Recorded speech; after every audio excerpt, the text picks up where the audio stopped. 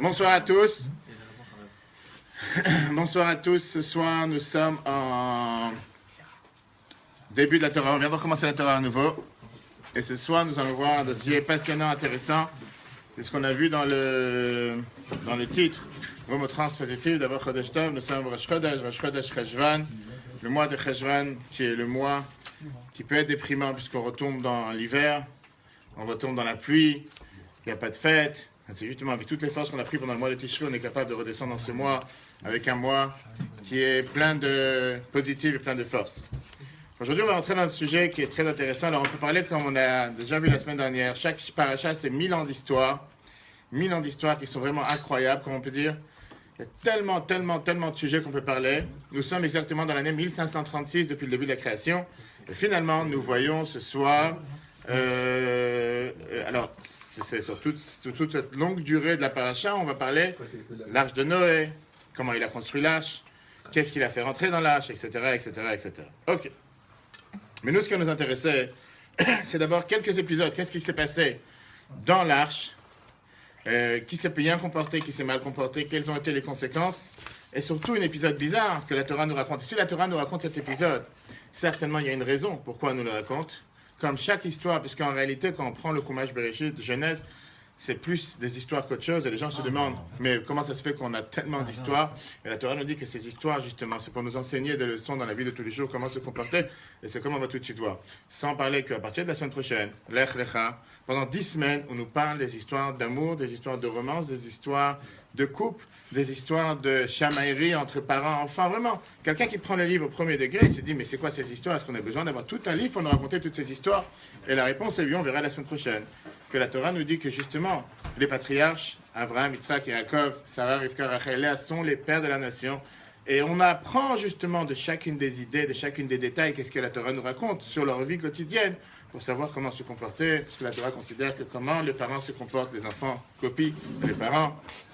Et c'est une des manières comment nous, on peut savoir comment se comporter, en apprenant justement de la manière comment nos ancêtres se sont comportés. Mais avant d'arriver à nos ancêtres, nous sommes encore en l'année 1536, et ce soir, nous allons voir rapidement, parce que ce n'est pas le sujet essentiel, mais c'est pour arriver au sujet qu'on veut en parler, c'est qu'est-ce qui s'est passé dans l'arche. D'accord? On nous raconte que Dieu, la semaine dernière, à la fin de Bereshit, il a dit « Nicham tiki asitim » je regrette d'avoir créé le monde de telle manière. Il y a beaucoup de débats, et c'est plus le coup, parce que c'était la semaine dernière. Est-ce que Dieu peut le regretter? Est-ce qu'il a vraiment regretté? On ne va pas dans ça ce soir, c'est passé, c'est la semaine dernière. Mais en tout cas, il y avait beaucoup de tristesse. Je vous lis quelques paragraphes du Midrash, pour ça j'ai pris le texte avec moi, très passionnant. Rabbi Yochanan, il vient et nous dit que le monde était totalement triste. Et chacun était vraiment brisé. Dieu est en train de détruire son monde, le merveilleux monde qui vient d'être créé. Plus d'un millénaire, il était sur place et tout d'un coup, tout va en l'air. Et Eliezer, le Midrash, on raconte qu'on est parti voir Shem. Shem, qui était un des 3 enfants de Noach, le Sémite. De là vient toute notre généalogie.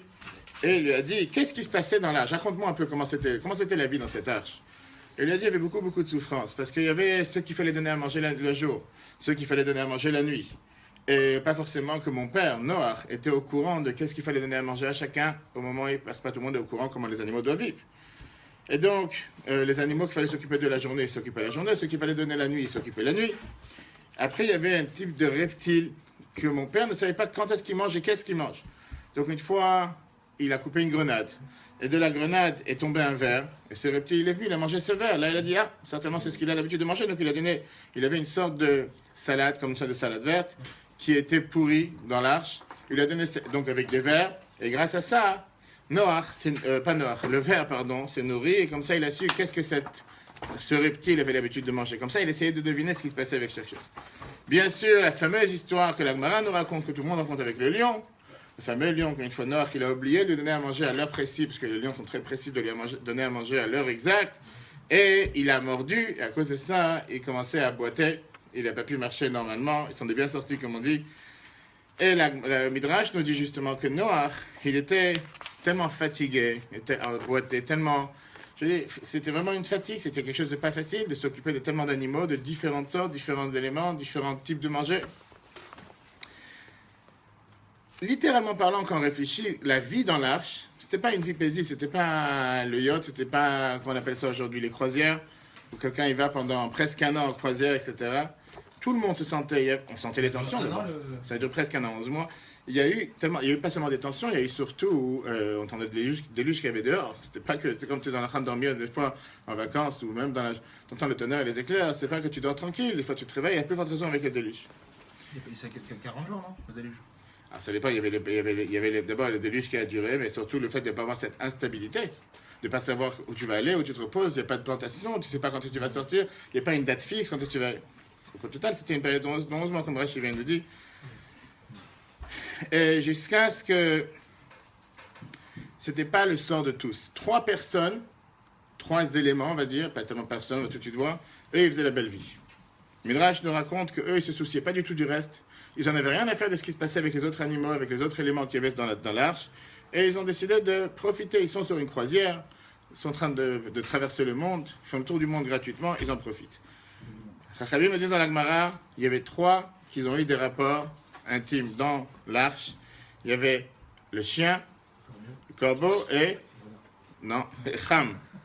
Cham qui était un des enfants de Noach. Alors racontons d'abord le chien, la Gemara nous dit, on peut comprendre, et j'espère que je ne vais pas vexer qui que ce soit qui a un chien à la maison, que la Gemara nous dit que les chiens sont connus comme êtres qui ne sont jamais rassasiés et courent derrière pour avoir des rapports avec qui ils veulent et qui ils peuvent, à tel point que le Midrash nous dit qu'un chien est connu comme quelqu'un qui est arrogant.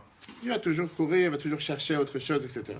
Et c'est une des raisons pourquoi dans Tehillim, le psaume 22, David Ameller compare les mauvaises personnes, les méchantes personnes sur terre à des chiens. Le corbeau, il est connu pour être quelqu'un de cruel.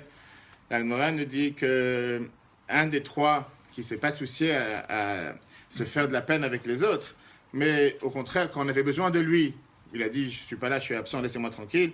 Fameuse histoire que le Chumash nous raconte, que Noach, il a voulu envoyer le corbeau pour aller chercher, voir s'il y a de la vie sur terre, et le corbeau lui a dit, de tout ce qu'il y a dans l'arche, la seule personne que tu as trouvé à envoyer, c'est moi, tu ne peux pas envoyer quelqu'un d'autre. Et d'après Rashi, le corbeau, il a fait le tour autour de l'arche, il ne voulait pas partir. Pourquoi? Parce qu'il avait peur qu'il allait prendre sa compagne. Et après ça, il a envoyé. Quand il est parti, le corbeau, il a trouvé un cadavre d'un être humain qui était sur une des têtes de montagne, et il s'est assis en train de manger. Il n'est pas revenu répondre à la mission que Noach il a envoyée.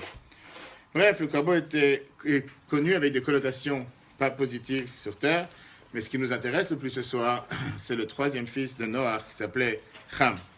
Cham, il n'en avait pas trop à faire avec ce que tout le monde est en train de souffrir. Et Cham, il s'est dit, si déjà je suis en croisière et je suis sorti pour profiter de la belle vie, autant en profiter au maximum. Et il a continué à avoir des rapports malgré qu'il était dans l'arche, malgré qu'on était en état de déluge. Alors qu'on sait à la fin, on n'a pas de rapport dans un état pareil. Et Dieu, il a dit, puisque lui, il n'a pas subi, ou il ne s'est pas fait de la peine, ou il n'a pas essayé d'amener de l'aide aux autres, mais il a préféré bien faire la belle vie, comme on dit. Pour ça, il va avoir un enfant qui s'appelle Couche, et ça sera avec beaucoup de détails, comme on verra plus tard dans le cours, que Dieu il a dit que je décrète sur lui que sa figure va devenir totalement noire comme du charbon, et qu'il va avoir un visage à l'envers, comme une pièce qui est renversée à l'envers. Bref, et c'est pas le seul épisode qui s'est passé avec Ram. Là, on arrive à l'histoire principale dans la... J'avais entendu que une des raisons aussi pourquoi il y avait les Tushim, c'est parce que quand son père il était... On y arrive tout de suite. C'est la suite, on y arrive. Il y avait rapport avec qui? Il n'y avait pas que des masculins dans l'arche. Il y avait Noach, il y avait ses enfants, et il y avait les femmes de ses enfants, la Torah nous dit, qui étaient aussi présents. C'est le texte, hein. Ça c'est Chumash. C'est la Bible texto, comme on dit. C'est pas... Mais il y a des rapports avec sa femme. Oui. Il y a une règle générale que quand on est en cas de... Pas de stress, quand on est en cas de souffrance, tu ne veux pas, toi, avoir du plaisir alors que tout le monde est en train de souffrir. Ça t'a pas dit de souffrir avec tout le monde.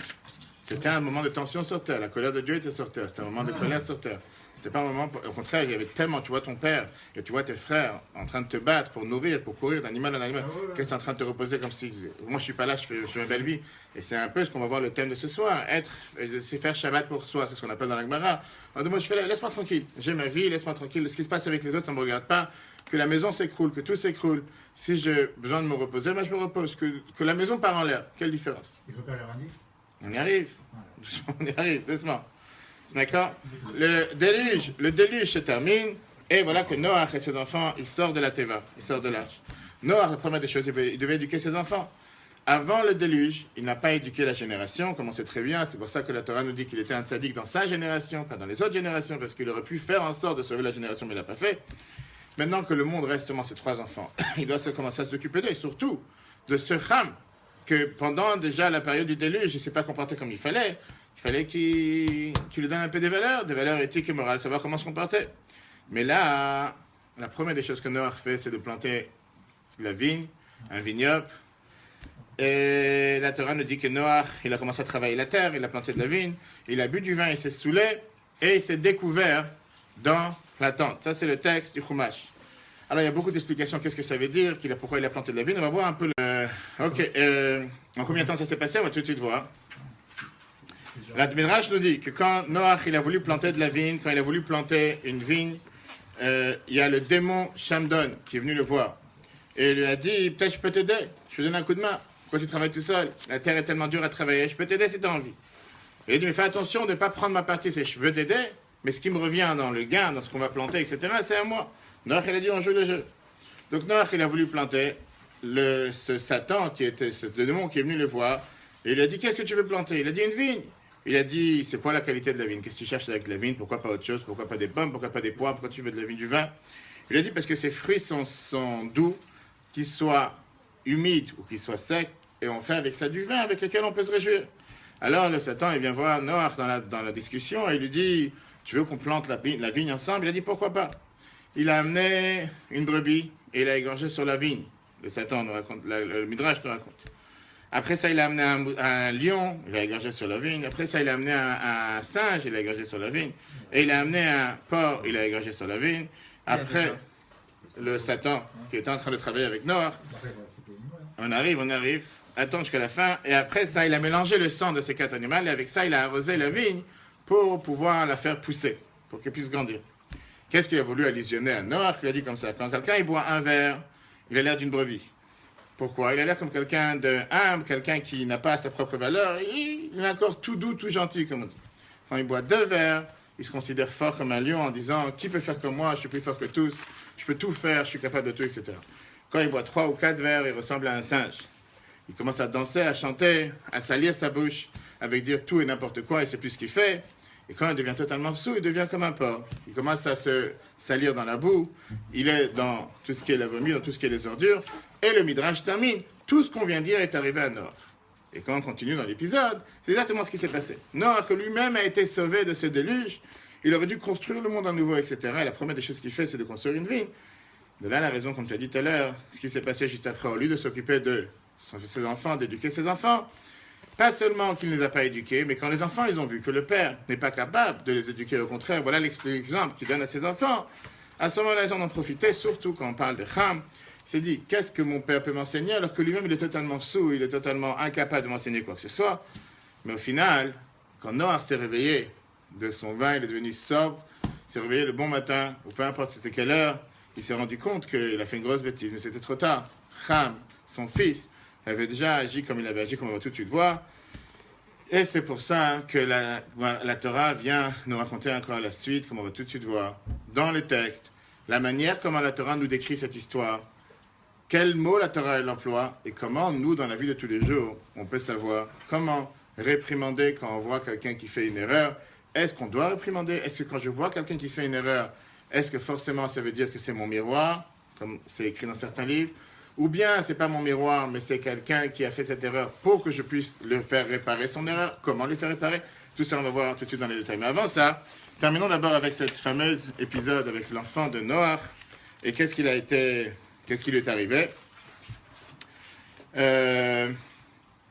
Donc, on a dit d'abord, il y a eu pas mal de raisons, il y a pas mal de détails, mais c'est dommage, on n'a pas le temps ce soir pour voir toutes les raisons pourquoi Noach a choisi de planter juste une vigne et pourquoi il n'a pas planté autre chose.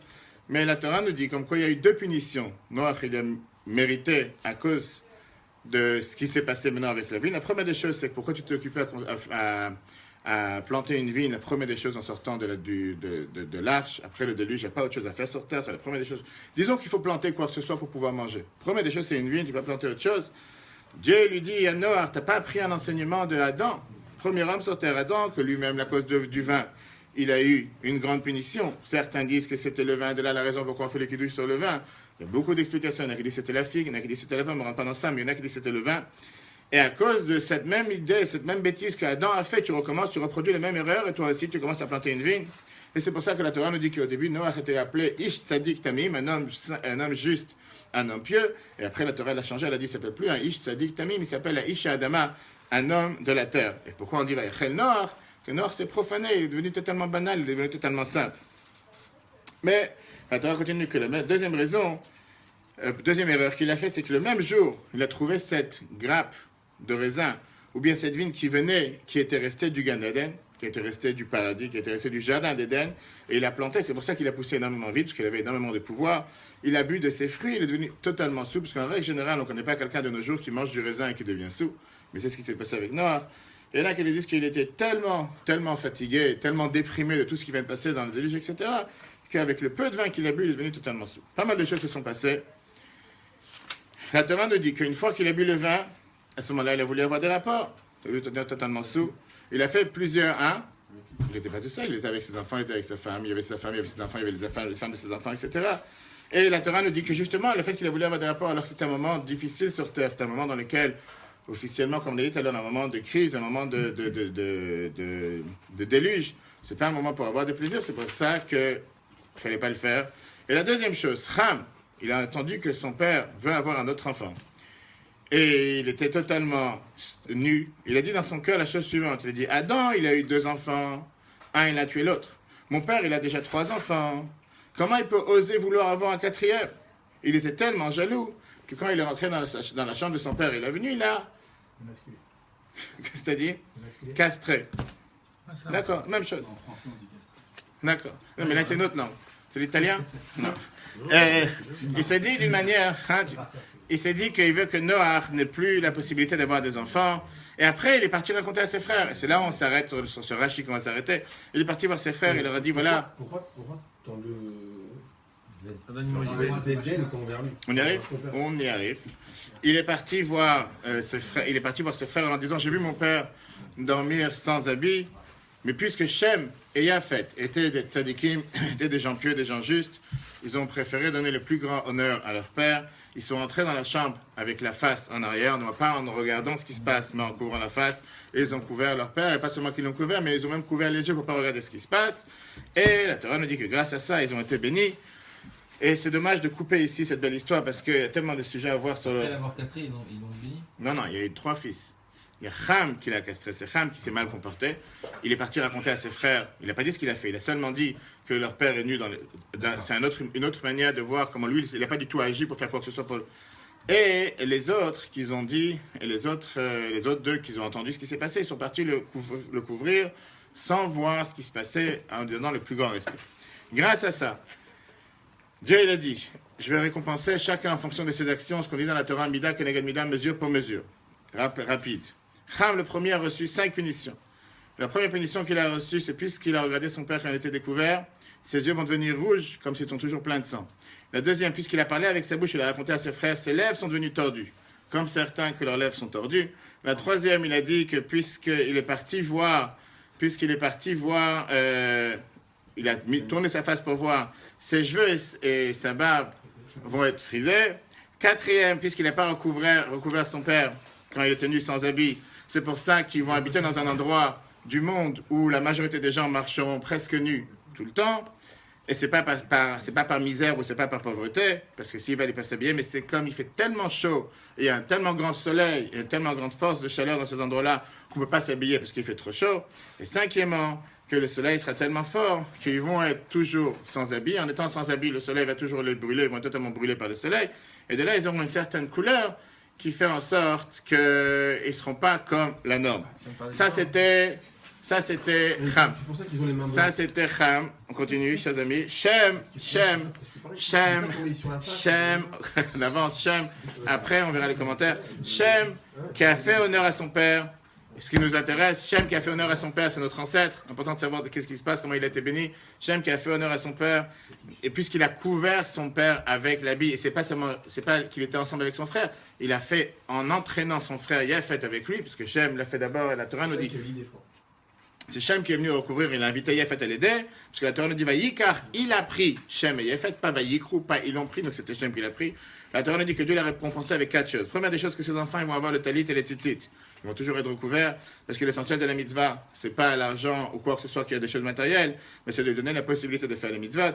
La deuxième chose que Shem a mérité, c'est que quand Nebuchadnezzar a jeté Hanania, Mishaël et Azaria dans la fournaise en feu, ils ont été jetés avec leurs habits, et comme c'est écrit dans Daniel chapitre 5, que puisque c'était les descendants de Shem, ils ont mérité que quand ils allaient sortir de la fournaise, ils n'allaient pas être sans habits, en ayant honte devant tout le monde, mais avec leurs habits. La troisième chose, quand les enfants de Aaron sont rentrés dans les saints des saints, et ils ont malheureusement péri, mais ils sont entrés avec leurs habits n'ont pas brûlé, malgré qu'eux, ils ont brûlé, comme la Torah nous raconte. Mais pourquoi ils n'ont pas brûlé? Pour être protégés, pour pas qu'ils aient honte. Ils ont été encore une fois protégés avec les habits. Et la Torah continue que quand Sainte-Rérive est venu, il a détruit Jérusalem, tout le monde a brûlé, comme c'est écrit dans le Sefer de Ishaïa, dans le livre de Isaïe, leurs habits n'ont pas été brûlés parce que c'était les enfants de Shem. Donc encore une fois, tout en rapport avec les habits, en rapport avec les couvertures. Il y a le fait que lui, il a aidé dans la mitzvah. La Torah nous dit que quand il y aura la guerre de Gog ou Magog, que d'après certains est déjà passé, ou va passer, puisque Yefet a protégé son père, il a mérité que Dieu leur a promis qu'ils vont toujours mériter de pouvoir arriver à être enterrés, ils ne vont pas rester comme des cadavres sur terre sans arriver à être enterrés, quoi que ce soit. Il y a encore des centaines de détails à voir dans cette histoire, mais ça c'était juste pour avoir une idée de qu'est-ce qu'on va voir maintenant avec le débat justement entre Ham et Yefet, entre Shem, Ham et Yefet, Shem et Yefet qui ont tout fait pour sauver l'honneur de leur père, et Ham qui n'a pas sauvé l'honneur de son père. Ce qui nous dérange... Il avait quel âge, Ham? J'ai pas demandé.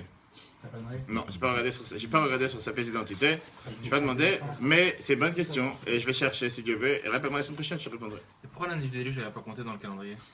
Pourquoi elle n'est pas comptée dans le calendrier? Pas mal de raisons. Est-ce que d'abord la question c'est pas pourquoi elle n'est pas comptée, c'est jusqu'à où on compte. Et est-ce qu'elle devait se passer ou elle ne devait pas se passer? Rappelle-moi juste à la fin, je donne la réponse. Parce que s'il était marié, et c'est qu'il était assez grand pour il avait déjà une éducation. Tous ceux qui sont mariés sont assez grands et sont déjà éduqués. Voilà. Donc, il avait déjà une Non, mais je te éducation. demande, voilà, je te demande une Non, mais il question. avait déjà une éducation. Mais est-ce que tous ceux qui sont mariés sont déjà éduqués? Mais si- voilà. Non? Non, attends, attends. Tu oublies où on est. Tu oublies où on est que le monde entier vient d'être détruit. Ce pas des enfants qui ont été détruits. C'est tous des adultes qui ont été éduqués. Et une des choses que la Torah te dit, si tu as écouté les vidéos de la semaine dernière, ou cette semaine, pourquoi? Ben, c'est un problème, il faudrait. Le déluge, pourquoi il a été amené le déluge? Pour 3 fautes. Gazel, Hamas et Znout. Vol. Après, il y avait l'idolâtrie, vol, l'idolâtrie et les rapports interdits. Hamas, c'est quoi? Vol. Mais là, arrête, Hamas, c'était du vol. C'était pas juste simplement du vol, c'était une manière de... Une des choses que le Midrash nous raconte, par exemple, comment ils vidaient les étals de tous les marchés, de tous les commerçants.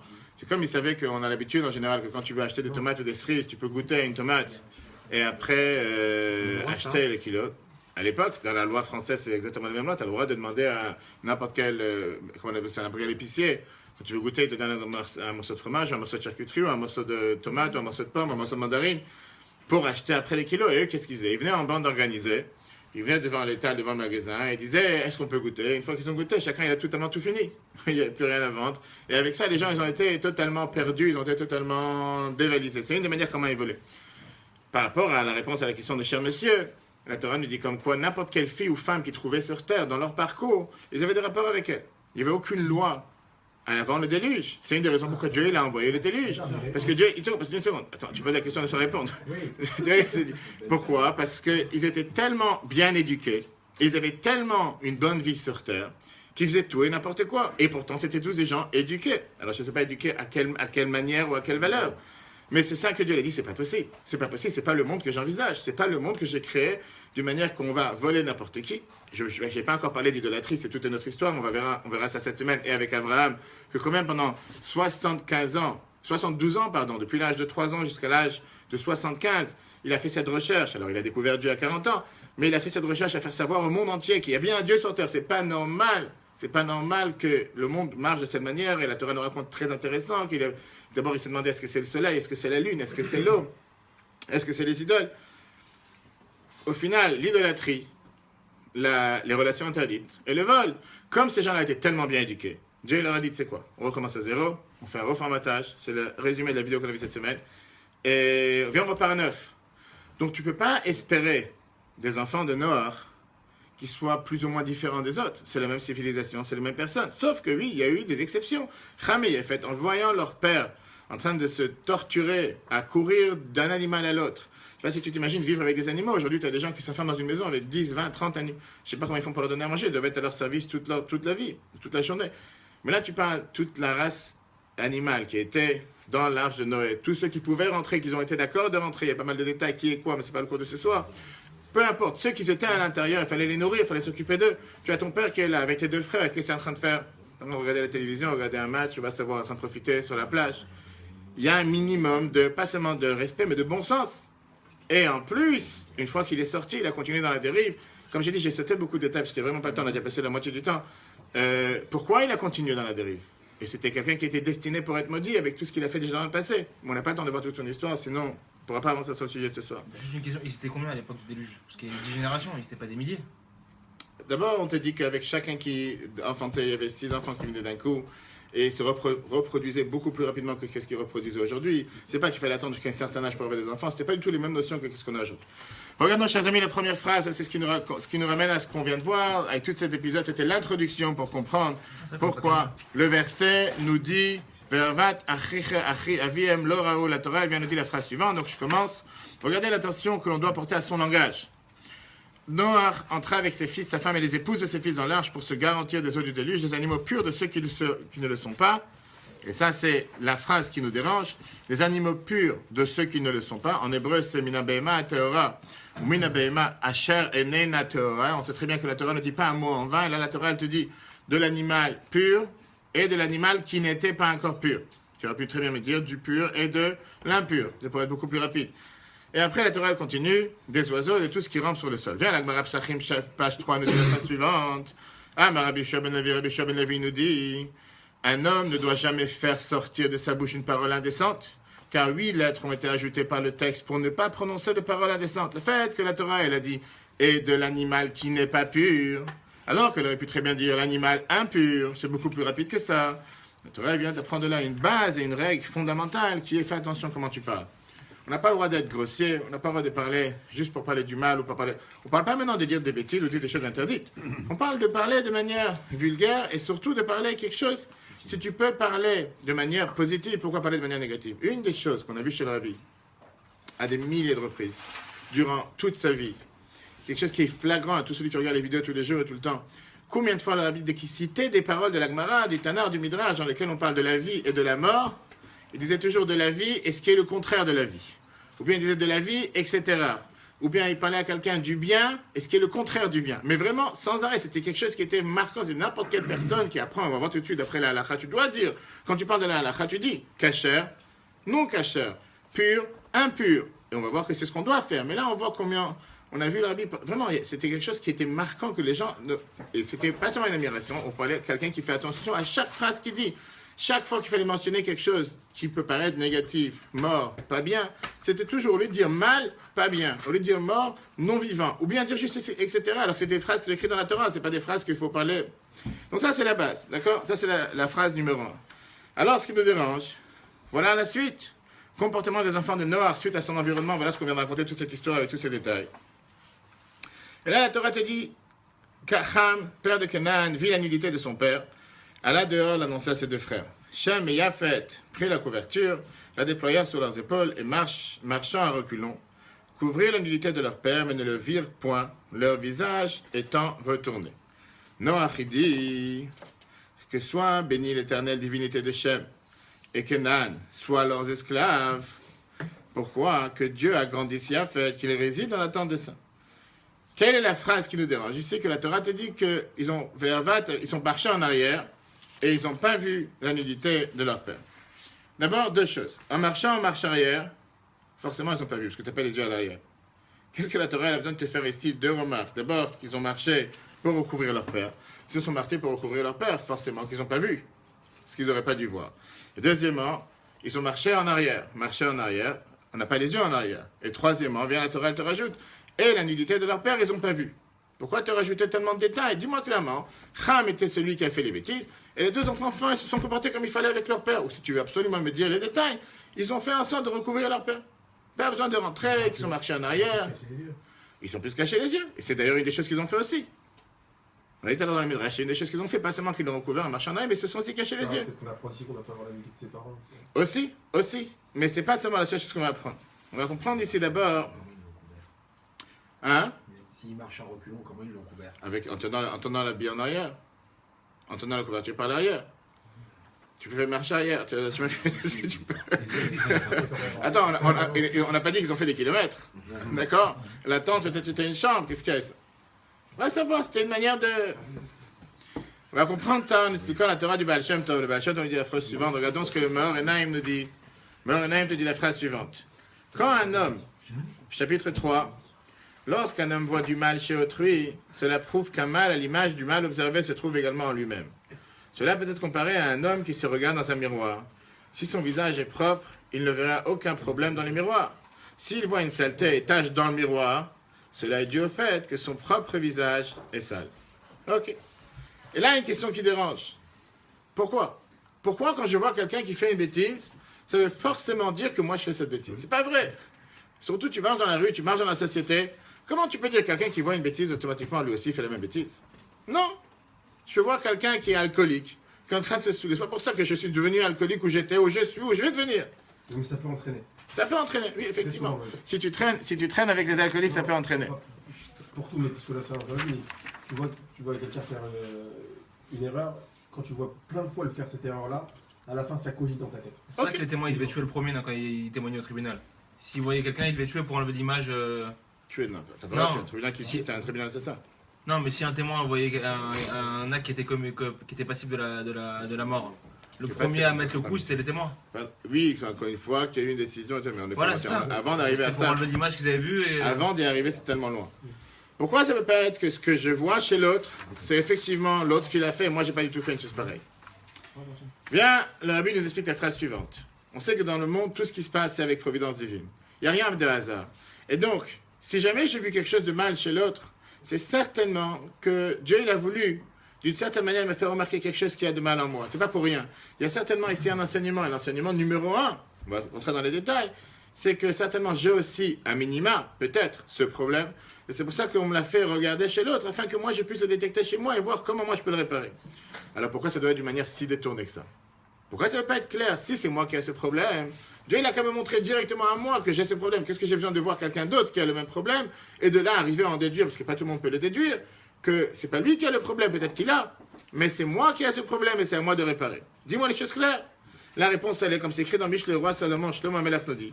L'amour couvre toutes les fautes. Numéro 1, on s'aime, chacun s'aime soi-même. Et comme on s'aime tellement, eh ben, automatiquement, on ne va pas facilement regarder sur ses propres erreurs. La Mishnah dans Negaïm nous dit la phrase suivante. Un homme peut observer, ausculter tous les plaies, sauf ses propres plaies. C'est tellement difficile. Et d'ailleurs, on voit ça très clairement avec les docteurs. C'est rare de voir un docteur qui se soigne lui-même. Un docteur, en général, il est capable de soigner tout le monde, mais dès qu'il a un problème, il va chercher quelqu'un d'autre. Va savoir si c'est pas le démon qui rentre. Un docteur ne se soigne pas lui-même, en général, il va toujours demander à quelqu'un d'autre de le soigner, de l'aider, etc. Donc ça, c'est ce que la Gemara nous dit. Très bien. Maintenant, passons à l'autre côté. Disons que ce que j'ai vu chez l'autre, ça voudrait dire que j'ai quelque chose que moi je dois réparer et tout ce qu'on vient de dire, et c'est pour ça que Dieu il le fait d'une telle manière, parce que si c'est seulement moi, je n'ai jamais le remarqué en le regardant chez l'autre, je sais que moi aussi j'ai eu ces défauts, je vais réparer.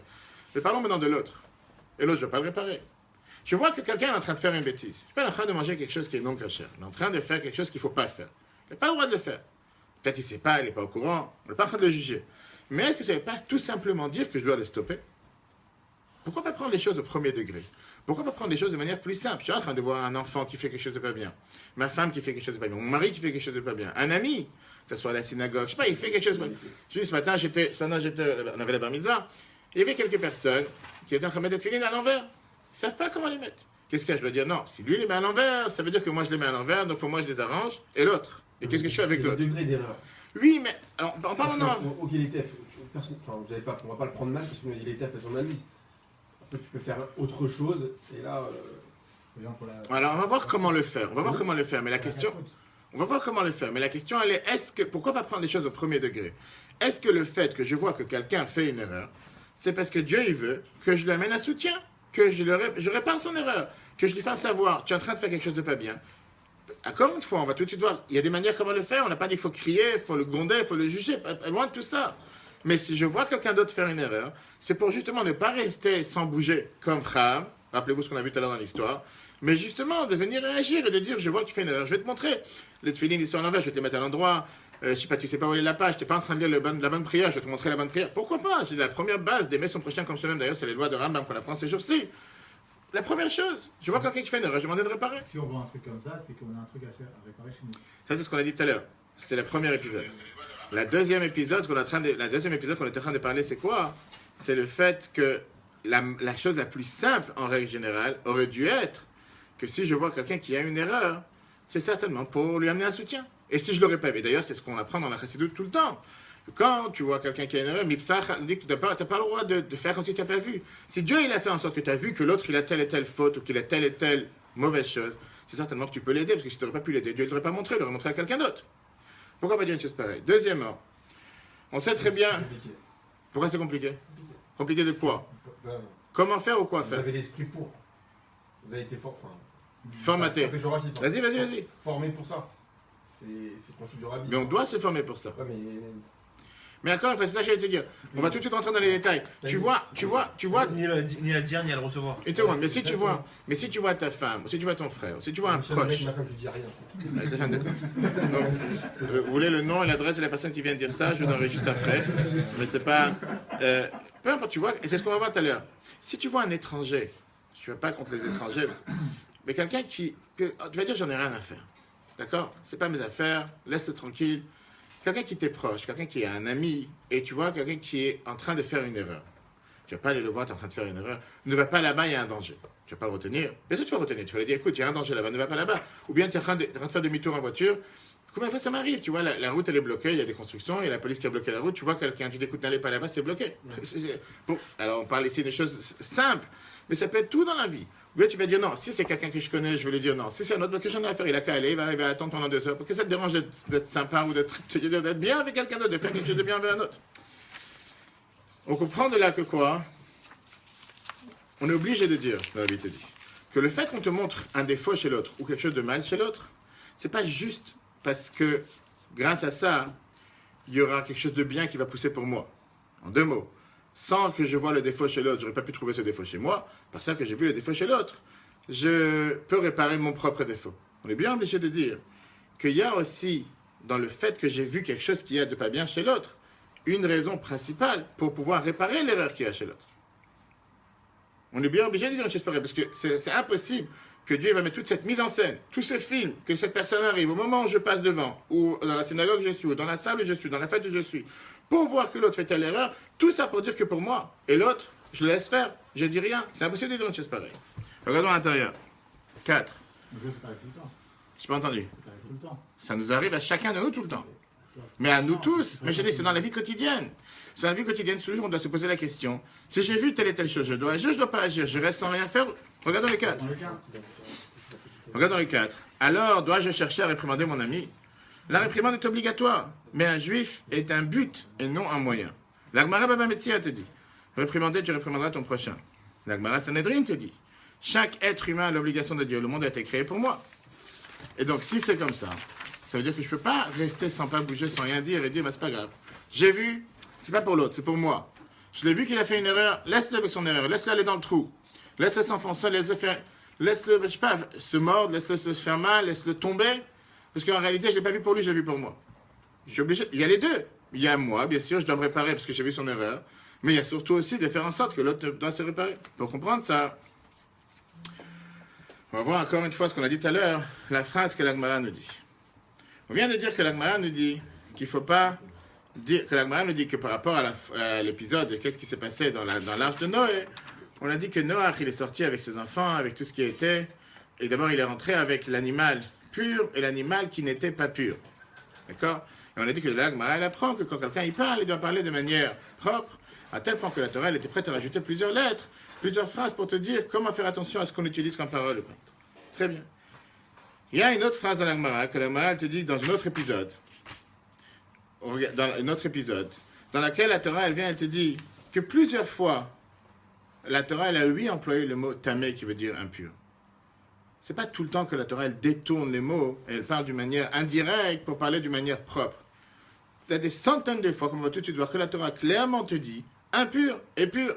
C'est pas quand elle parle de l'homme, On va y arriver. Regardons la Gemara Psachim. La Gemara Psachim, elle vient te dire, le chapitre 5. Le terme impur n'est-il pas écrit dans la Torah? Il est écrit des centaines de fois. Seulement si les deux termes sont aussi longs l'un que l'autre, on choisira le positif. Si un est plus long que l'autre, on choisira le terme le plus court. Ainsi que Rabboun a dit, un homme enseignera toujours à son élève dans un langage concis. Alors, quand est-ce que la Torah décide qu'il faut employer le mot pur et impur? Et quand est-ce que la Torah décide qu'il ne faut pas employer le mot pur et impur, mais pur et non pur? Ou bien vivant et mort, ou bien vivant et non vivant.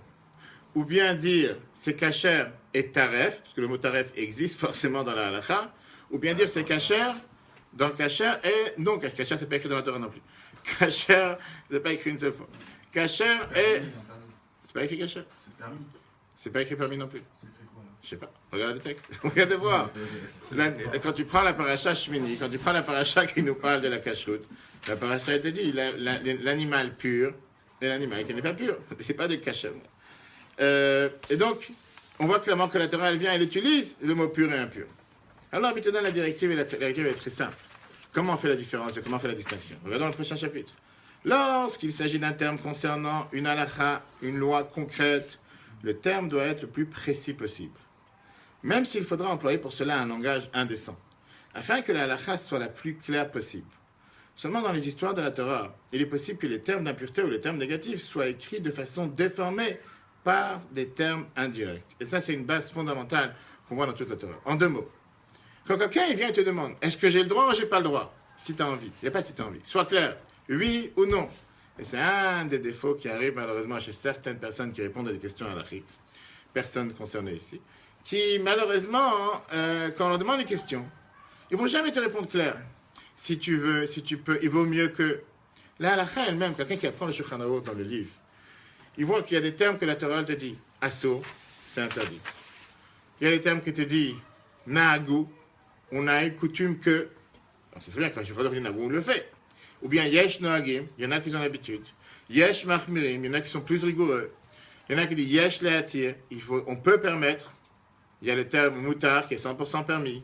Et il y a des différents termes. Tu ne peux pas faire de ça une seule base. Quand quelqu'un te demande une question, permis ou interdit, tu ne peux pas dire, vaut mieux pas permettre. Dis c'est interdit. Interdit ou pas. Mais non, ça se peut que le Shulchan Aruch ne te dira pas clair. C'est pas permis. Maintenant, le Shulchan Aruch, dans certains cas, te dira on peut permettre dans un cas de force majeure. Alors, on peut permettre dans un cas de force majeure, ça veut dire quoi? Ça veut dire que pour quelqu'un de normal, c'est pas permis. Mais dans un cas de force majeure, on pourrait permettre. Et pareil, comme ça, dans toutes ces... Donc, c'est ça que le Rabbi te répond ici. Quand la Torah, elle vient te parler d'halakha, et que tu dois savoir comment on voit avec des animaux, ce qui est caché, non caché, etc. L'halakha te dit clair, on n'a pas ici à bégayer, on n'a pas ici à essayer d'être politique et correct, comme on dit, de vouloir faire semblant que... Dis les choses claires, oui ou non? On peut pas, on a le droit, on n'a pas le droit, c'est permis, c'est interdit. Quand je te raconte une histoire, comme là, on est en train de raconter une histoire, avec qu'est-ce que Noach il a pris dans l'arche, qu'est-ce que j'ai besoin de dire, pur et non pur, et impur. Qu'est-ce que j'ai besoin de dire, propre et sale. Qu'est-ce que j'ai besoin de dire, vivant et mort. Là, je peux utiliser un langage détourné, parce que la Torah, tout début, on a un devoir de faire attention à utiliser un langage décent, et pas un langage indécent. Et ça mène...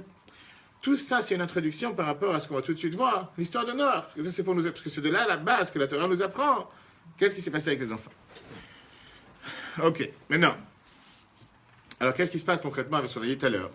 Par rapport à ça que je vois, quand je vois qu'il y a quelque chose de mal qui se passe, de pas bien qui se passe, c'est un ami. Est-ce que je dois agir ou je dois pas agir? Bien, la Torah le dit de la même manière qu'on apprend par rapport à la parole, qu'il faut parler de manière décente, pas de manière indécente, dans la majorité des cas qui ne sont pas concernant la halakha, parce que tu peux me dire que chaque fois que tu parles dans la journée, tu dis une halakha, à part des gens très pieux et très érudits. La même chose par rapport à ce qu'on voit. Quand tu entends que quelqu'un a fait quelque chose qu'il ne fallait pas, un frère juif ou quelqu'un que tu vois, tu as un devoir de regarder ici quelle est la halakha qui te concerne dans ce qui vient de se passer. En deux mots, pourquoi je l'ai vu? Je ne suis pas en train de voir la personne qui a fait quelque chose de mal, je suis en train de voir l'acte qui vient de se passer. Cet acte, je dois réparer. Et donc, je dois réprimander cet acte. Je dois le réprimander avec gentillesse, avec Darkenoam, comme on dit, avec bonté, avec un langage de paix. Je ne suis pas là en train de verser, on va tout arriver à l'éducation, et de faire en sorte de rectifier la personne. Et ça, c'est l'essentiel de ce que je dois voir. Mais quand ce que je vois, c'est pas l'acte que j'ai vu, c'est la personne qui est mal, là, automatiquement, ça veut dire que la personne, c'est mon miroir. Si j'ai un enfant qui a fait une bêtise, et la seule chose que j'ai envie de faire, c'est de déchaîner toute ma colère sur cet enfant qui peut-être n'a pas du tout compris ce qu'il a fait. Et dans la majorité des cas, il n'a aucune idée de ce qu'il a fait. Mais comme j'ai envie de passer bien par rapport en face de mes amis, ou en face de la société, ou en face des gens qui sont là, je vais commencer à lui crier de toutes mes forces. Tu vas voir, tu vas être puni. Alors que l'enfant, il ne sait pas qu'est-ce que tu veux de lui. Il n'a aucune idée. Disons qu'il a fermé la lumière Shabbat. Disons qu'il a été... Peu importe. Il ne sait pas qu'est-ce que tu veux de lui. Tu peux crier de toutes tes forces. Tu peux lui expliquer que Shabbat, on fait telle et telle chose, on ne fait pas telle et telle chose. Il va comprendre aujourd'hui, il ne va pas comprendre, il comprendra demain. Mais si quand tu... Et ça, c'est par rapport à un enfant, par rapport à un adulte, la même chose. La personne ne sait pas. Il vient, Kippour à la synagogue, il a un jambon dans la main. Je ne sais pas, il a un sandwich. Il ne sait pas ce qu'il fait. Il sait pas. Il sait que c'est Kippour. Il sait qu'il faut être à la synagogue. Il n'est pas au courant. Il ne sait pas que le jeûne, ça durait toute la journée. Il pensait que le jeûne, ça durait seulement la matinée. Il ne sait pas. Je vois le dire. Il faut le dire. Tu peux t'asseoir manger avec lui. Non, je n'ai pas dit ça. Bien sûr qu'il faut lui dire. Mais c'est ça que j'ai dit encore une fois. On va arriver, nous. Encore une fois. Alors, c'est ça que je dis. Tu as deux manières d'agir. Tu as une manière d'agir et de dire, mais t'as pas honte. C'est Kippour aujourd'hui, qu'est-ce que tu fais ici? Sors dehors avec ton truc, t'es en train de saler à la synagogue, ça ne sert à rien ton Kippour. Et on en passe. Et, ouais, exactement, t'es impur, ça sert à rien tout ce que tu fais, etc. Et tu as une personne qui peut venir et lui expliquer en lui disant, ça ne dérange pas qu'on peut se voir à l'extérieur 2 minutes. Première des choses. Sortir, pas devant tout le monde, ça sert à rien devant tout le monde, tu ne fais rien gagner. C'est qu'aujourd'hui, Kippour, on a l'habitude de jeûner. Ah, je ne savais pas. Non, c'est pour ça que je te dis, je pense que tu ne savais pas et c'est pour ça que je te dis. Et combien de fois dans une telle circonstance, la personne est tellement reconnaissante, tellement remerciant, et il accepte tout de suite. Et 99% des cas, c'est ce cas de figure. J'ai pris l'exemple bizarre de Kippour, mais c'est un exemple quotidien. C'est un exemple quotidien avec quelqu'un qui... Alors, maintenant tu peux dire, oui, quelqu'un qui savait. Tu ne vas pas éduquer une personne sur un coup de tête. Tu ne vas pas éduquer une personne, tu vas déchaîner ta rage et ta colère, tu vas te sentir à l'aise. Finalement, j'ai montré que je suis un grand tzaddik, je connais la loi, j'ai réussi à lui montrer que je me fais passer pour lui. Moi, je suis le grand rabbin ici, je suis le grand savant, lui, c'est une ordure, et je l'ai mis à sa place. Peut-être. Peut-être que tu as eu ce sentiment, peut-être que la personne a ce sentiment, mais le message n'est pas passé. La seule chose que la personne se rappelle, c'est que ces gens, il ne faut surtout pas les fréquenter. Ces juifs, c'est des gens que... Laisse-moi tranquille. J'ai décidé de... Même si c'est quelqu'un qui était au courant, même si c'est quelqu'un qui savait, c'est ça que l'habitude dit la différence. De là, la différence entre les deux étapes. D'un côté, comme on l'a dit tout à l'heure, ce que je vois chez l'autre, c'est pour me réparer. Et de l'autre côté, ce que je vois chez l'autre, c'est pour l'aider aussi, pour le réparer à lui. Alors la différence, elle est quoi? Si je juge l'acte... C'est humiliant aussi. Qu'est-ce que ça veut dire humiliant? Devant un canal de rabaisser quelqu'un. C'est pour ça que je t'ai dit de ne pas le faire devant. Ouais, c'est ça. Encore une fois, si tu dis, si ce que j'ai vu chez l'autre, c'est pour me dire de le faire et de le réparer, il y a des manières comment le faire. À ce moment-là, je ne juge pas la personne. La personne, il est totalement intact, il est totalement propre, il n'a fait aucune erreur. La chose qu'il a fait n'est pas correcte. Je vais lui expliquer pour réfléchir pas correct. Non, si je ne peux pas le faire tout de suite, j'expliquerai plus tard. Je vais l'expliquer plus tard. J'expliquerai une autre fois. Des fois que la circonstance ne fait pas en sorte. Mais justement, agir à chaud sur le moment. Et c'est exactement la même chose avec ta femme, avec tes enfants ou avec ton mari, que ce soit avec des gens à table, pas avec des gens à table, avec des personnes, avec la société. Il y a tellement la manière, la volonté humaine de vouloir toujours agir à chaud sur le moment. Pourquoi? Ou pour faire passer le message que c'est moi le patron ici, ou pour faire passer le message que moi je connais tout et lui il connaît rien. Mais 90% du temps, la personne n'a pas reçu le message. On n'est plus chaud si on ne pas chaud. C'est-à-dire, justement, l'intelligence, c'est de ne pas agir à chaud. La Torah te dit que quelqu'un qui est intelligent, il parle toujours avec tranquillité. Mais qui a dit que tu dois, justement, enlève le chaud, et tu verras en règle générale que quand tu laisses ce laps de temps passer, que tu t'es refroidi, les choses se disent de manière différente. Quelle est la limite? Je trouve qu'il faut Pas répéter de- les choses. Quand tu vois quelqu'un qui est en train de traverser la route, tu vois ton enfant qui est en train de traverser la route, qui risque de se faire écraser, tu vas pas dire attends, Non, mais on non, parlera plus tard. Tu vas pas dire on parlera plus tard. Non, mais notre enfant, il n'y a pas de limite, mais avec quelqu'un d'autre. Il n'y a pas une limite. La Torah te dit que Si s'énerve la pas. Torah te dit même ça. Alors, d'accord. Pourquoi il s'énerverait si tu lis ça de manière tranquille? Tu peux avoir quelqu'un qui te dit, je t'ai dit, j'avais raconté la dernière fois, il y avait, tu vois, un shiva chez une famille, il y avait une femme qui me raconte comme quoi elle était assise dans l'avion en revenant d'Israël, elle avait un plateau kasher, et il y avait un juif qui était à côté qui pas forcément mangeait kasher, on va dire le contraire, et s'est senti mal à l'aise, une femme de 70 ans, et qui n'est pas forcément intéressée à manger dans l'avion. Et elle a pris son plateau, elle a dit, mais monsieur, excusez-moi, pourquoi vous mangez ce que vous mangez? C'est pas cachère, je vous donne mon plateau. Et le jeune Israélien qui lui répond, mets-toi tes affaires. Qu'est-ce que tu veux, que cette femme de 70 ans se prend une claque? Tu dis quelle est la limite? Tu vois qu'il n'y a pas avec qui parler, il n'y a pas avec qui parler. Elle a essayé, elle a voulu faire. Tant pis, elle n'a pas dit ça méchamment. C'est moi une grand-mère de 70 ans qui parle à son fils. Elle n'a pas voulu parler de mal. Qu'est-ce que tu veux? Ça peut arriver. Il y a des fois quelqu'un qui te dit, mets-toi tes affaires, laisse-moi tranquille. Mets-toi tes affaires, tu vas pas. On n'a pas de devoir après de le redire. Tu as essayé, tu n'as pas tout fait, tu as essayé. Mais je dis mais pourquoi on prend toujours l'exemple extrême? Prends l'autre exemple. Combien de fois tu voudrais parler à quelqu'un, tu voudrais agir, et que la personne se dit, ça y est, il va me juger. Non, c'est pas la personne que juge, c'est l'acte. Cet acte qui vient de se passer, c'est un acte qui n'est pas bon. Et c'est bien de se faire de manière différente. Et je dis encore une fois, par expérience, je ne sais pas que j'ai 200 ans d'expérience, mais d'expérience de tous les jours, quand tu vas voir une personne et tu lui expliques, même en quelques mots, la personne se dit, excusez-moi, je n'étais pas au courant, je ne savais pas. Et la personne, volontairement, n'ira pas faire quelque chose contre. C'est pas les personnes qu'on connaît. Connais ou connais pas. Je t'ai dit tout à l'heure, tu vois quelqu'un qui va... Tu vois quelqu'un qui traverse et qui a une voiture qui arrive à toute allure. Tu vas pas lui dire, attention, attention, monsieur, faites attention. On n'est pas des si fous, on n'est pas avant le déluge. Mais il y a un principe, tout le monde est prophète dans ce pays. On n'est pas là. Non, c'est vrai. C'est là, hein. Il l'a placé. Non, mais on connaît. On connaît. T'avais un gars, il fallait que tu la sortes là. Quand quelqu'un, un copain, un ami, il connaît mes fautes que je fais. Alors Il dit, toi, tu fais ça, et moi, j'ai le droit de faire ça. La question est la suivante.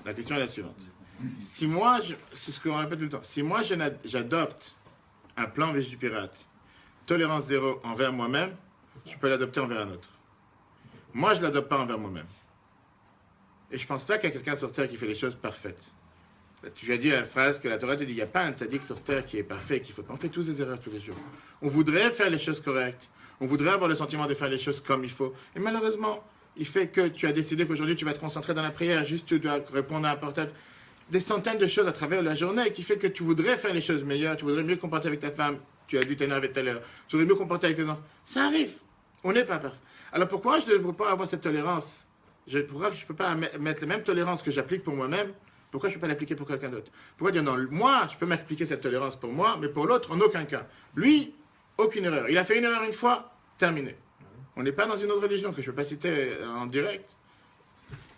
Est-ce que je peux reprocher à quelqu'un quelque chose que moi je fais? Encore une fois, d'abord 100% oui. 100% oui. D'accord, non, par exemple, parler à la synagogue. Il y a une c'est phrase- interdit. Maintenant je parle. Maintenant, si m'arrête Voilà, de bien parler, je dis C'est sûr que la Torah te dit en général que d'abord il faut il faut se réparer soi-même et après réparer les autres. Mais on te dit aussi, accepte la vérité de celui qui le dit. Il se peut que la personne ne le fait pas, mais il ne faut pas le faire. Tu as des docteurs qui disent qu'il ne faut pas fumer avec une cigarette dans la main. Ouais, voilà, pareil. Mais non, alors tu vas dire, puisque tu filmes, faut que je... Non, il te dit quelque chose, c'est cohérent, c'est vrai. Mais non, encore une fois, c'est beaucoup plus agréable d'entendre ça de quelqu'un qui ne fume pas que quelqu'un qui a une cigarette dans la main, qui ne dit qu'il ne faut pas fumer. C'est par rapport à ça que je te pose la question. C'est-à-dire que je sais que je peux provoquer de l'autre une réaction mauvaise. Alors justement, dans ce cas-là, vaut mieux savoir se réparer soi-même, et c'est là où on arrive au deuxième point, qui est que dans un tel cas, il faut d'abord, si j'ai vu ce qui se passe chez l'autre, c'est pour me faire réfléchir, me dire, écoute, comment je peux venir dire à mon fils ou à ma fille ou à ma femme telle et telle chose, alors que je sais très bien que moi-même je ne le fais pas. Et donc ça te fait réagir en te disant, j'ai qu'à moi-même me réparer d'abord, ou moi-même travailler sur moi-même, ou ensemble on va travailler. Et il n'y a rien de mal de dire à ses femmes ou ses enfants, j'ai telle et telle faiblesse, on va travailler ensemble, on va essayer d'améliorer tel et tel problème. Et pourquoi pas? Mais c'est sûr que si tu vas dire quelque chose à un enfant ou à ta femme ou toi-même, on a vu la fameuse histoire. Est-ce que papa il est là? Non, dis-lui qu'il n'est pas là. Et après tu dis à tes enfants de ne pas mentir. Si ça n'a pas de sens, tu vas faire dire de ne pas mentir, dis-lui qu'il n'est pas là. C'est quelque chose qui n'est pas cohérent. Terminons avec le dernier point. Maintenant on va arriver à notre cher ami Ham. Je crois qu'on a tout de suite voir, on a trouvé la différence. Maintenant on voit la différence avec les deux. Pourquoi Ham? Alors on a posé la question pourquoi il était si tordu que ça. Pourquoi de la base il était si tordu et on n'a pas encore vu tous les détails. Ham a vu le côté négatif. Les autres ont cherché à réparer. Il a un prénom lourd. Pourquoi l'eau? Ham, enfin, le feu. T'as beaucoup de... Alors on va te dire ça qu'on va voir. Attends. Ham, le père de Kenan, Ham veut dire la chaleur qui vient du côté gauche selon le Zohar. Ham avait déjà ce mal subtil mais existant en lui. Voilà pourquoi il observa directement le côté non positif de son père étant sous. Être sous était également une sorte de chaleur, alors que Shem et Yafet, qui sont selon le Zohar d'une nature de droite et centre chez eux, ce mal, cette chaleur n'existe pas, même pas subtilement. Étant eux-mêmes exemptés de ce mal, ils ne le voient pas chez autrui et ils voient simplement le travail qu'il leur reste à faire pour réparer ce problème. Et là, il y a toute la différence justement entre les deux. Puisque Ham, il n'a pas vu ici ce qu'il devait réparer chez son père. il a vu ici que son père était mal. Pas mal et femelle, mal. Puisqu'il a vu qu'il était mal, il n'a pas cherché à arranger le mal qu'il y avait chez son père. Il a tout de suite décidé, il est mal, et donc il a foncé, c'est mal, il s'est moqué, il a continué à agir de manière qu'il a agi, et il a subi à cause de ça. Shem et Yafet, c'est des gens, ils savaient très bien que c'est quelque chose de mal. Mais est-ce que je vais juger ici le mal ou la personne qui fait le mal? Est-ce qu'on vient de voir ici, comme l'habit te dit, ils n'ont pas vu le mal chez autrui, ils ont vu seulement le travail qu'il leur reste à faire pour réparer ce problème. Ils ont vu qu'il y a quelque chose qui ne va pas. Ils ont vu qu'il y a un problème. Mais ils se sont dit, si je l'ai vu, ça veut dire que je dois le réparer chez l'autre et peut-être aussi chez moi. Mais ce n'est pas pour ça que je dois dénigrer l'autre et encore une fois utiliser ma force ou ma connaissance pour rabaisser l'autre, pour lui montrer comment il est tordu. Il a fait quelque chose de mal. Et parlons maintenant en termes, je veux dire, oublions la religion de côté. Il n'était pas dans tous ses états. Il était sous, qu'est-ce que tu veux dire? Je ne vais pas lui en vouloir. Il n'est même pas responsable de ce qu'il fait. D'ailleurs, la Torah dit qu'après, il a commencé à se rendre compte de l'erreur qu'il a fait. Et là, c'était trop tard. On a vu tout à l'heure dans le Midrash qu'il s'est rendu compte quelle erreur il a fait. Mais Ham avait déjà fait l'irréparable. Parce que monsieur a décidé que son père ne devait pas avoir un autre enfant, etc. Et là, toute la différence. Et cette erreur de calcul, des fois, peut coûter toute une vie à quelqu'un. Des fois, peut coûter cher à quelqu'un. Des fois, peut détruire un couple. Ça peut détruire parents-enfants. Ça peut détruire des gens dans la société. Ça peut détruire des frères et sœurs. Ça peut détruire belles-sœurs, beaux-frères, beaux-parents, parents. Donc, si on prend cette vision de choses entre ces deux frères, ces trois frères, deux d'un côté et l'un de l'autre, comment ces deux, ils se sont dit, il y a un problème. Réparons le problème. Oublions la personne. La personne est vulnérable, comme n'importe quelle personne est vulnérable. Et là, on a de l'autre côté un autre qui n'a pas vu le problème. Il a dit, cette personne, c'est une personne à abattre. Viens la Torah, elle te dit, une fameuse phrase qu'on répète sans arrêt, on répète ça avant Shana Kippour, Yitamu chataim velo chatim. David Amelech, le roi David, il prie à Dieu que les fautes soient effacées, disparaissent, pas les fauteurs. Quelqu'un a le droit de faire une erreur. Il a fait une erreur, ce n'est pas la fin du monde. Mais les fautes, on doit essayer de les enlever. Et on travaille sur soi tous les jours. Regardons maintenant la suite de l'enseignement que le magnifique Rabbi nous apprend. Quel est l'enseignement? Aider son prochain dans son problème tout en regardant positivement. Lorsqu'on entend ou observe un comportement non positif chez un juif, non seulement qu'il ne faut pas en parler et le raconter à d'autres, ce que Ham a fait, partant se moquer avec ses frères, en disant, t'as vu ce que notre père il a fait, mais il faut également ne pas penser du mal du prochain. Il faut plutôt réfléchir ce que l'on peut faire pour réparer le problème. Par ailleurs, il faut prendre conseil et essayer par tous les moyens de ne pas voir le mal de son ami, le voir.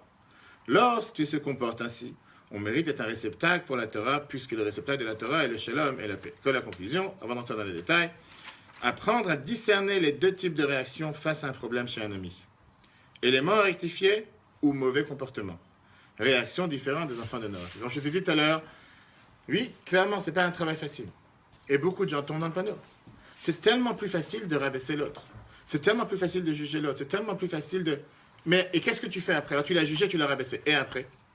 Tu t'es intéressé à le sauver, tu t'es intéressé à l'aider, tu l'es intéressé à lui montrer le bon chemin. Tu n'es pas intéressé. Je suis intéressé à te montrer comme je suis mieux que toi. Toi, tu vaux rien et moi, je vaux quelque chose. Toi, tu fais que des erreurs.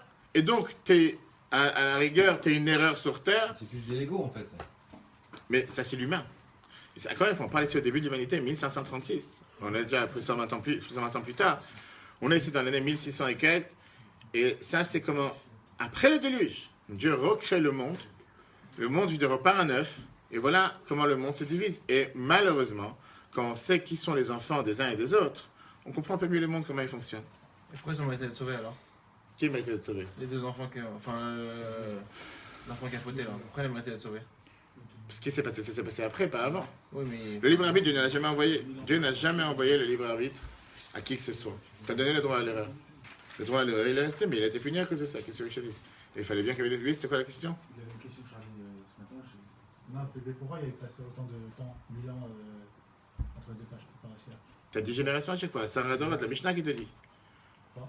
La Mishnah te dit, Maxime de nos pères, si tu as lu ça toute l'été, classique, avec la traduction, je suis sûr que tu as compris ce que tu as lu. 10 générations de Adam jusqu'à Noah, 10 générations de Noah jusqu'à Abraham. Abraham va arriver, quand Abraham il va naître, Abraham il est déjà après 2000 ans d'histoire. Près de 2000 ans d'histoire. Pourquoi tellement de temps? Qu'est-ce que je te dis? C'est Dieu qui a créé le monde, que ça se passe de cette manière. On parle pas de... Ah, toutes les autres générations entre les deux. Alors, encore, il faut reprendre la même Mishnah que la Torah te dit qu'Abraham, il est venu et il a pris la récompense de toutes les générations précédentes. Malheureusement, c'était des générations pas forcément qu'ils étaient aptes ou comme. Ça se peut que depuis le départ, les choses n'auraient pas dû se passer de la manière comment elles se sont passées, mais c'est comme ça qu'elles se sont passées.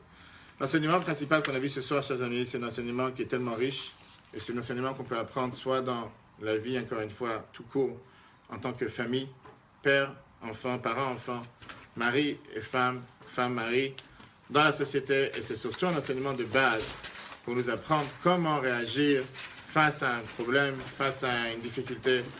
Ne pas oublier les 2 points. Le point numéro 1, si Dieu il a fait en sorte que j'ai vu le problème chez l'autre, c'est certainement que j'ai quelque chose à réparer moi-même. Alors, comme l'a dit tout à l'heure, tu vois que quelqu'un a mis les tefilines de manière inverse, c'est pas pour ça que tu as mis les tefilines. Mais peut-être tu dois réparer ces tefilines, pourquoi pas. Et le deuxième problème, c'est que certainement, c'est pour réparer ce qui se passe chez l'autre, parce que sinon je ne l'aurais pas vu. La preuve est que les autres alentours ne l'ont pas vu, il y a que moi qui l'ai vu, ou les autres. Mais si je l'ai vu, comment le réparer? En se focalisant sur l'erreur et ne pas se focaliser sur la personne. C'est un travail, mais quand on agit de cette manière, comme la Bible dit à la fin, comme on vient de voir, à ce moment-là, on est garanti de pouvoir être un vrai récipient, un vrai réceptacle pour la Torah. Et ce n'est pas seulement un réceptacle sur la Torah, mais c'est un réceptacle pour amener la paix sur terre.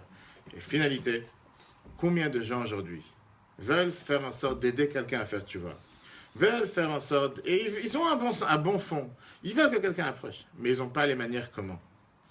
Et combien de fois, en voulant aider quelqu'un, on ne pense pas à ce que la personne, est-ce qu'il écoute, est-ce qu'il est là, est-ce qu'il reçoit, est-ce qu'il comprend ce que je veux de lui, ou bien c'est plus par force ou par honte de la société ou quoi que ce soit, et arrive un moment que tout craque.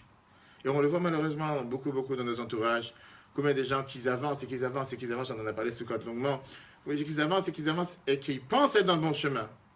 Mais malheureusement, le fait qu'il n'y a pas des fondations solides, et pas seulement qu'il n'y a pas des fondations solides, le fait que malheureusement, des fois, le problème est qu'il n'y a pas une préparation et il n'y a pas un guide qui les aide étape par étape à répondre à leurs questions. Il n'y a pas honte à poser des questions à ça.